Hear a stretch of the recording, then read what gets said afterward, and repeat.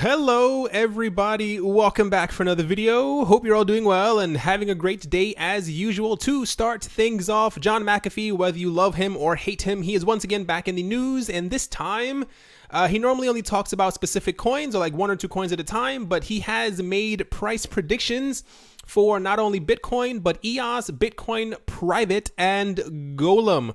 John McAfee, the founder of the global computer security software company, has been one of the strongest proponents of cryptocurrency since its origin. It's been noticed that McAfee's short-term predictions about cryptocurrencies have caught a lot of attention on Twitter, that's an understatement, and other social media platforms. These predictions have certainly influenced a lot of virtual currency investors and traders over a period of time. Following is a snippet of his recent cryptocurrency prediction. So this is not that it's weird, but you'll see exactly what I'm talking about. So he said, "I seldom make short-term predictions because they are frequently meaningless and they encourage short-term investors, which in turn encourages mediocrity. But this is a special time. You may measure me on this." He said, first off, something's going to happen in Korea. He said the Korea deal is done and Trump will sign the documents in Singapore on the 12th of June. This date has not yet been published. The various noises being made are propaganda for domestic consumption. He says after Singapore, Trump will go to Japan, where talks of creating a gold-backed US currency will commence. That's kind of the part that got the light bulb going above my head. I have heard no news about this. If this does happen, this will completely change the world as we know it. So he says, as far as crypto, he says Bitcoin will go past $15,000 in June and will dip in July. Golem, he says, will go past $5 by the end of July. Another coin called uDWPVB will hit 73 cents. Another coin called BTC, never heard of that either, will hit 52 cents by mid-July. He says Bitcoin Private will surpass $200 by the end of July, and EOS will hit $32 by the end of July as well. According to his recent tweet, after this bearish Bitcoin period, with Bitcoin prices dropping below 7,500, the prices are expected to rise up to $15,000 in July, after which it will dip again. Golem, which is currently priced at 46 cents, is expected to rise to $5, gaining more than 4 times its value by the end of the next 2 months. I'm not going to talk about uDWPVB or BTC simply because I don't know that much about them. He has, I don't know what goes on in his head or where he gets these numbers from or what he's, thinking about. But the fact that he's talking about other coins, especially I like Golem, I like the project. I think the mainnet isn't launching for like another year and a half, maybe 2 years down the line. So for it to go from 46 cents to $5 without an actual mainnet or proper implementation of the full thing is kind of insane. I was listening to, I think I may have news about this as well, and I'll talk about it a bit later on, about why he's saying Bitcoin should be or will be at 15,000. It's actually kind of interesting when you get a bit more into it. But even Bitcoin Private, okay, to be fair, I don't own any Bitcoin Gold or Bitcoin Private. But there's been a lot of rumblings lately about these two coins. I'm not sure if it's because they carry the Bitcoin name and they're a lot less expensive than the main Bitcoin. But there's been a lot of talk about them recently, especially like even people on CNBC discussing Bitcoin Gold and stuff like that. I'm not sure if it's like another way for people to get into the Bitcoin name, speculation kind of. But Bitcoin Private, he has said before that he thinks that I believe he's going to beat out Monero or Zcash. I can't remember exactly which one he said, but he's very steadfast on Bitcoin Private and what he thinks or says it will be able to do. It's currently up by 15%, and I am going to assume this is kind of based off of his talk about it on his Twitter. He is famous for being able to talk about a coin and then the price kind of shoots up. But to be fair, just to kind of put this out there, one, this is not financial advice in any way, shape, or form. Don't listen to me. You can skip past this part if you think I sound completely insane. Like I said, this is not financial advice. There was a time, bear with me, when Bitcoin was even $25 itself. This is not to say that this is going to hit $8, $10, $15,000 a coin. But when the market begins to rise rapidly, this is rank 38 on the crypto list. It's pretty fair to say during the next major bull run that we have, this will probably hit $100, $120, somewhere around there. I think the highest that we've ever hit with this was $86. Kind of, I think it's bound to happen eventually that the price will go up. And even when it comes to other Bitcoin forks that we've seen before, they usually tend to have as much Bitcoin circulating as they do. So if, Bitcoin has 17 million circulating, the other ones tend to have also, 16,900,000, around the same exact number. This one is very close to hitting the 21 million max supply. I'm not sure if the creators of Bitcoin Private are holding on to the rest of them, but these numbers are ridiculously close. And I think, just throwing this out there, at some point, someone will, if people start using this, it starts gaining favor over any other coin, this price will obviously probably go up. I myself, thinking about it now that I've said it out loud, I thought about it when I was looking at the price earlier, saying it out loud, if the price does dip some more, I may probably go pick up even 4 of them, maybe 5 if it drops back down to 20. If you have the money to invest it, never invest anything that you can't stand to lose. Probably not a bad idea to hold at least 5 of these. You never know what the future holds, especially if we end up hitting a multi-trillion dollar market. I don't see it out of the realm of possibility that this could eventually hit, $800 over the next 5 years or something like that. Just something to kind of think of. I didn't want to spend, an hour and a half talking about Bitcoin Private. But let's see if any of this comes true. And I say that because John McAfee is always in the news, but he always talks about things that are very, very, very, very, very far away. He talks about 2020, 2021 price predictions. He's not talking about the end of July. We are also near the end of May, so we're hitting June. Let's see if any of these numbers become reality, because if they do, I have a strong feeling not only will he be in the news a bit more, but a lot of people will start following him, because if you make a prediction and it comes true, everyone's going to think you are a crypto oracle. Next up, Russia is in the news, and I'll tell you what I'm thinking after it. Russian bank Sberbank CIB and the National Settlement Depository, the NRD, will pilot the country's first official ICO using the Bank of Russia's regulatory sandbox, Forklog reports on May 24th. So I was talking about before, there are a lot of countries who are afraid of cryptocurrencies and are afraid of ICOs, and they have created something called the sandbox. It's kind of exactly what it sounds like. When you go to a park and you see kids playing in a sandbox, all the parents can look in on the sandbox and see exactly where their kids are. So there are a lot of countries who are making these regulatory sandboxes to, if there are any crypto projects or ICOs that are being launched, they can see exactly what's going on at all time. It's kind of creepy, but if this leads us into the crypto revolution, why not? Sberbank CIB, the investment banking arm of major state-owned bank Sberbank, and NRD, which is part of the Moscow Stock Exchange Group, are now finalizing plans with the central bank to launch the project by the end of summer 2018. Sberbank CIB bank head Igor Bulantsev said that the bank considers the Russian ICO market to be highly promising, emphasizing that many of the bank's clients are interested in this new way of fundraising. The experimental ICO proceeds will reportedly be used to launch new tokenized online services by Level 1, a company that runs the largest commercial lecture hall in Moscow. NRD's Eddie Astanin told local media platform Vedismosti that the project's tokens will only be sold for rubles and will be open exclusively to qualified investors. The part that I think is interesting about all of this is that, if you remember just a couple of months ago, we had so much news about Russia potentially banning cryptocurrencies and banning ICOs and stopping normal people from using it. And then we had news that they were opening up the doors to people in parliament, that they were the only people who could touch cryptocurrencies, and then they opened it up to institutional investors, and then they slowly opened it up as well to normal Joes. And I think the yearly amount of money that you can put into an ICO if you are a normal person is like $5,000 or something like that. Better than zero, but just kind of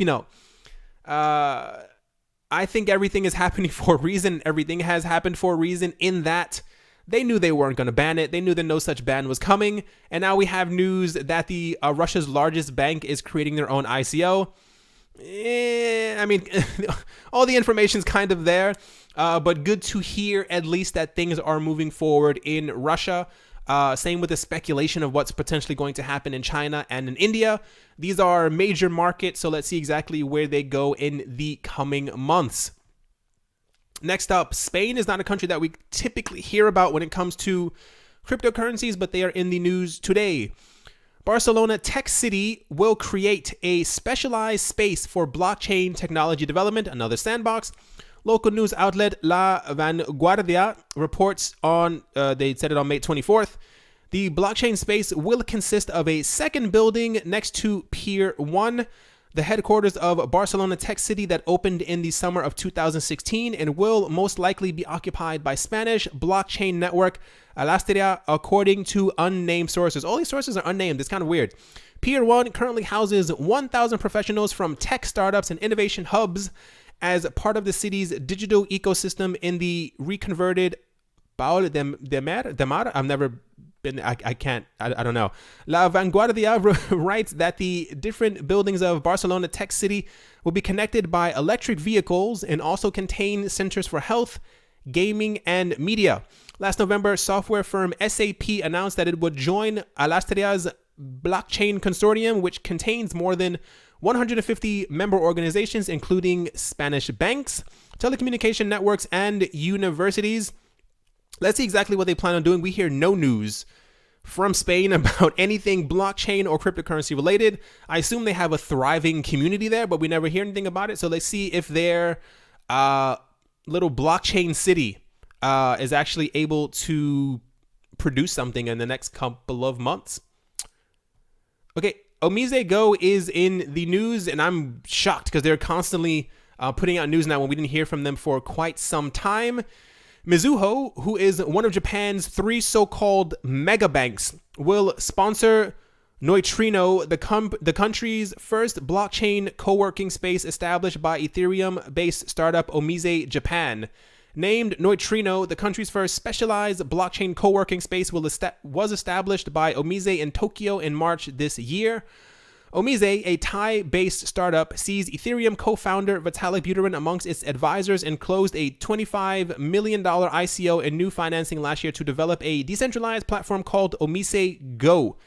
The collaborative space aims to advance research to ultimately deploy operational implementations of blockchain technology and cryptocurrency in businesses and services.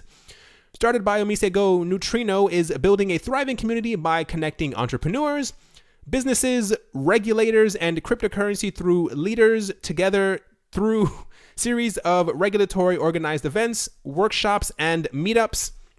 In an announcement on Friday, Japanese banking giant Mizuho revealed it will sponsor the co-working space in an arrangement that will see the bank become a long-term tenant of the co-working space. This is yet another mega bank that is getting into cryptocurrencies.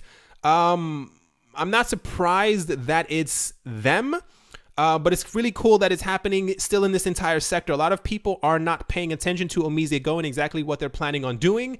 They have signed up with a number of countries and mega banks. To be clear, OmiseGo is a token that is from a company called Omise that has been around for quite some time. If you want to compare them to something, they are pretty much like the PayPal of Southeast Asia if you were to compare them in some way.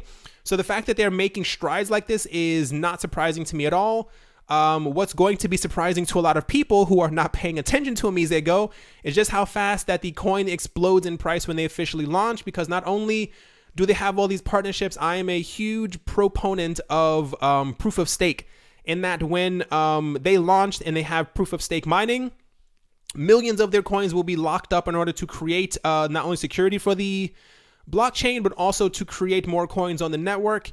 I think it's going to take a lot of people by surprise because they also don't have a billion coins like many other new projects have. I believe, if I'm not mistaken, OmiseGo only has 100 million coins. This is like a key number because it's only around 5 times as many Bitcoin, that there will ever be. So yeah, this is news from OmiseGo today. I'm very happy that they're constantly in the news with their new partnerships, especially when they're, when you partner with a mega bank. So Bitcoin mining has come into the news a lot over the last couple of days. The Bitfury-backed Hut8 mining group has mined more than 800 Bitcoin in the first quarter of 2018, the company reported on Thursday.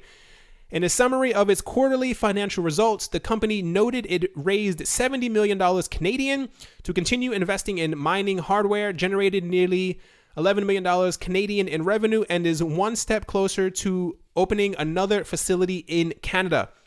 Chief Executive Andrew Kiguel said he was pleased with the work conducted so far, given that Hut8 began operations in late December 2017.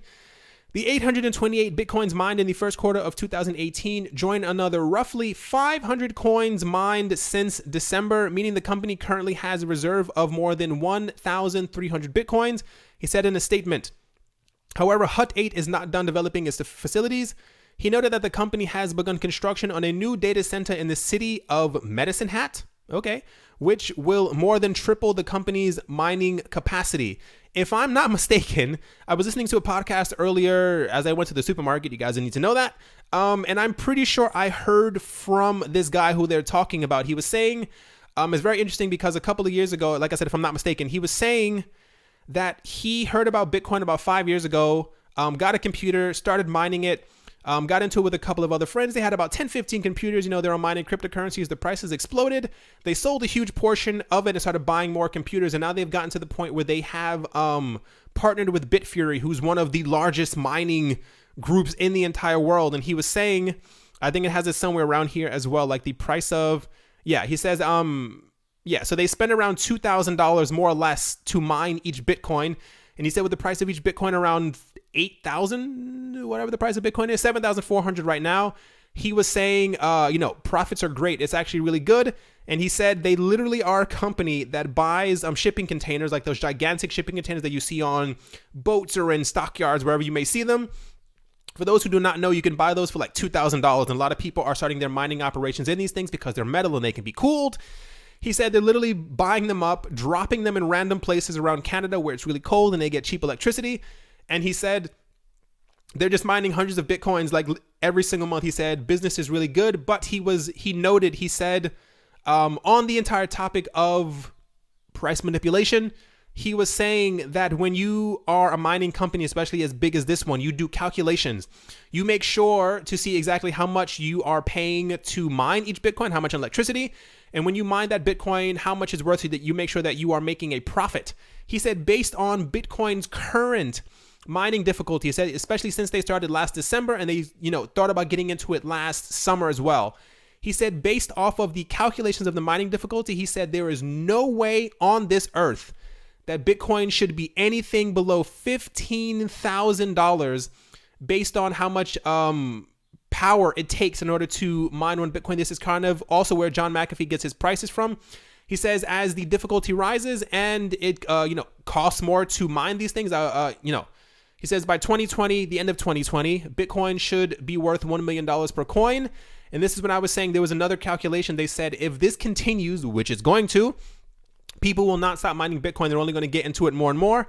It said that by the year 2030, I said this before in another video, the cost of mining one Bitcoin will be around $1 billion, just because the network's difficulty will go up by so much, and the mining reward gets cut in half every 2 to 4 years. If I'm not mistaken, the time frame. So it's going to be really interesting to see by 2030 what the price of one Bitcoin will be. A lot of people, especially the higher up institutional investors and the other millionaires who talk about it, they say we're going to look at the past and see these prices, potentially watching one of my old videos in 12 years, and people are going to be kicking themselves saying, well, I wish I had put $7,000 into one Bitcoin. Like, we don't know if the prices are ever going to go there, but there are a lot of people who've been calculating it, and they said there's no way that Bitcoin should be under $15,000.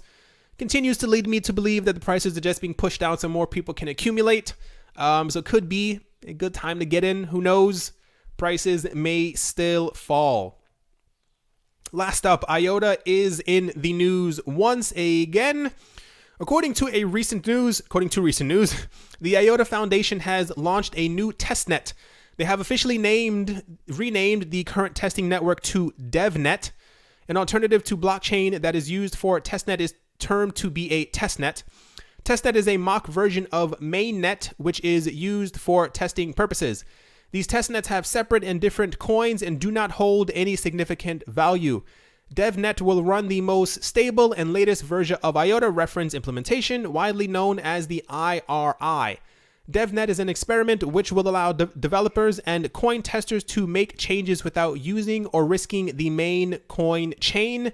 Ed Grave, the head of engineering at IOTA Foundation, on their official blog post said, at least 2 more testnets are coming, CanaryNet and TestNet 1, leaving room for a TestNet 2, as you can guess. CanaryNet will be specifically for testing new versions of IRI before they hit the mainnet, and the other testnets would be for, well, everything else. We'll probably come up with some better names as they are released, but for now, it's enough to know that they are on the way. DevNet will be taking over the main testnet, and they have planned to introduce at least 3 more testnets in the near future: SpamNet, CanaryNet, and TestNet 1. IOTA was barely in the news for quite some time. I don't know if it's the summer hype around cryptocurrencies, but they're constantly in the news. It's good to hear that they're in the news. And without getting into any controversy, working on problems that could have been or were present in the past. It's not that I don't like IOTA. I mean, I wouldn't be talking about it if I didn't care for it. I'd like to see them succeed simply because of what they're doing and how different it is from a lot of other blockchain-based coins. Alrighty, everyone, that is definitely going to do it for this video. As always, I hope you guys enjoyed. I hope you guys are having a great and wonderful day wherever you are, wherever you might be, whatever you might be doing. I hope it's fantastic. Thank you once again for watching and or listening, and I will talk to you all soon. See you.